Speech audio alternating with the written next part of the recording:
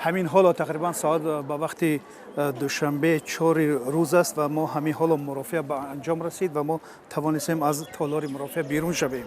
و دادگاه ناحیه فردوسی پایتخت در نیمه دومی روز تقریبا ساعت 2 شروع شد و همین حالا اون به انجام رسید. در این میان چند مسئله های مهمی که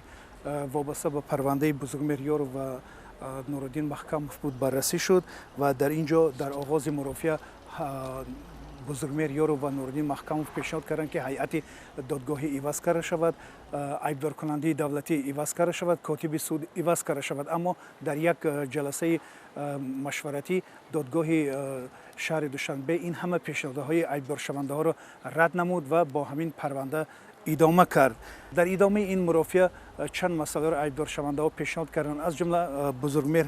یارو پیشنهاد نمود که از دادگاه درخواست کرد که شرایط پیشگیری پیشکی آنها عوض کرده شد و در شرایط نبرآمدن از جای اقامت آنها از بازداشتگاه آزاد کرده شوند، ولی این پیشنهاد هم نیز رد کرده شد. در مورد پرونده های شهربندی نیز بزرگمهر پیشنهاد کرد که باید چند نفر را همچون نماینده خودش تعیین کند و آنها توانند که به مسئله های پرونده های شهروندی او رسیدگی کنند که تقریبا 18 نفر شهروندای تاجیکستان در نسبت بزرگمهر یاروف شکایت بردند به دادگاه که اونها ربط میگیرند به جرم رشوه و رشوت ستانی. بزرگمهر میگه که من به این همه بحثای شهروندی خودش را عیبدار نمیداند. از این رو از دادگاه درخواست نمود که شرایط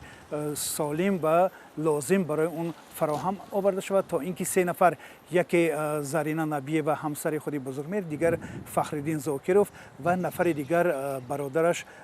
ادوکات جمشید یاروف را اون پیشنهاد کرد که همچون نماینده های پرونده های شهروندی او مورد پذیرش از طرف دادگاه قبول کرده شوند. بر علاوه به این از آغاز مرافعه تا انجام آن هر دفعه که بزرگمهر یارو و نورالدین محکموف خودشان معرفی میکردند و دادرس دادگاه، آنها از خودشان همچون بازداشت شده سیاسی ذکر میکردند و بزرگمهر یارو گفت که به اعضای حزب سوسیال دموکراتی تاجیکستان است و رئیس یک کمیته سیاسی است. نورالدین محکموف نیز